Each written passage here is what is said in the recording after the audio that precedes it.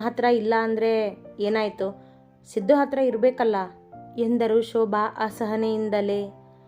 ನನ್ನ ಹತ್ರನೂ ಇಲ್ಲ ಚಿಕ್ಕಮ್ಮ, ಇರೋ ಹಣನ ನಾನು ಮನೆ ತಗೊಳ್ಳೋದಕ್ಕೆ ಕೊಟ್ಟಿದ್ದೀನಿ ಎಂದ ಅವರತ್ತ ನೋಡಿ. ನಿನಗೆ ಮನೆ ತಗೊಳ್ಳೋದಕ್ಕೆ ಹಣ ಇರುತ್ತೆ, ನನ್ನ ಮಗನ ಜೈಲಿಂದ ಬಿಡಿಸೋದಕ್ಕೆ ಹಣ ಇರೋದಿಲ್ಲ ಅಲ್ವಾ?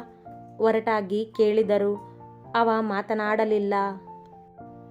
ನಿನ್ನ ಹತ್ರ ಇಲ್ದಿದ್ರೆ ಏನಾಯಿತು, ನಿಮ್ಮ ಮಾವನ ಹತ್ರ ಕೇಳು, ನಿನ್ನ ಹೆಂಡತಿ ಹತ್ರ ಕೇಳು ಎಂದರು ನಾಚಿಕೆ ಬಿಟ್ಟು.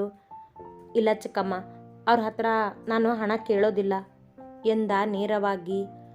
ಯಾಕೆ ಯಾಕೆ ಅಂತ ನಿಮಗೆ ಗೊತ್ತೇ ಇದೆ. ಅವ್ರ ಹತ್ರ ನಾನು ಹಣ ತಗೊಳ್ಳೋದಿಲ್ಲ, ಬೇರೆ ದಾರಿ ಏನಾದರೂ ನೋಡ್ತೀನಿ ಎಂದು ಮೇಲೆದ್ದ.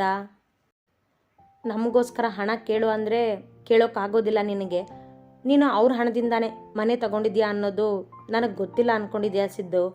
ಚೆನ್ನಾಗಿ ಗೊತ್ತು ನನಗೆ, ನೀನೀಗ ಅವ್ರ ಮನೆಗೆ ಸೇರಿದನು ಅಂತ.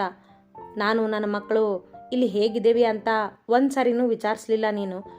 ಈಗ ನಾವು ಇಷ್ಟೊಂದು ಕಷ್ಟದಲ್ಲಿದ್ದರೂ ನಿನಗೆ ನಿನ್ನ ಸ್ವಾಭಿಮಾನನೇ ಮುಖ್ಯ.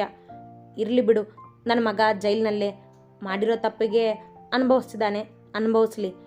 ಅವನ ಭವಿಷ್ಯ ಹಾಳಾಗ್ತಿದೆ ಆಗಲಿ. ಮೊಸಳೆ ಕಣ್ಣೀರು ಸುರಿಸುತ್ತಾ ಎಂದರು. ನೀವು ಏನಾದರೂ ಅಂದ್ಕೊಳ್ಳಿ ಚಿಕ್ಕಮ್ಮ, ನಾನು ಮಾತ್ರ ಅವ್ರ ಹತ್ರ ಹಣ ಕೇಳೋದಿಲ್ಲ. ತನ್ನ ನಿರ್ಧಾರ ಬದಲಾಯಿಸದ ಸಿದ್ದು ಅವರ ಕಣ್ಣೀರಿಗಂತೂ ಕರಗಲಿಲ್ಲ. ಅಲ್ಲದೆ ಅವರು ಮಾಡುತ್ತಿರುವುದು ನಾಟಕ ಎಂದು ಗೊತ್ತವನಿಗೆ. ಅವರ ಮಾತುಗಳು ಪೊಳ್ಳೆಂದು ಗೊತ್ತು.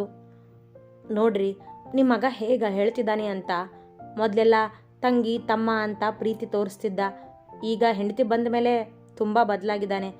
ಎಷ್ಟೇ ಆದರೂ ಶ್ರೀಮಂತರ ಮನೆ ಹೆಂಡತಿ ಅಲ್ವಾ, ನಾವೆಲ್ಲ ಕಣ್ಣಿಗೆ ಕಾಣೋದಿಲ್ಲ ಈಗ. ಮತ್ತದೇ ಹಂಗಿಸುವ ಮಾತುಗಳು ಅವರದ್ದು. ಅವರ ಮಾತುಗಳು ಕೋಪ ತರಿಸಿದರೂ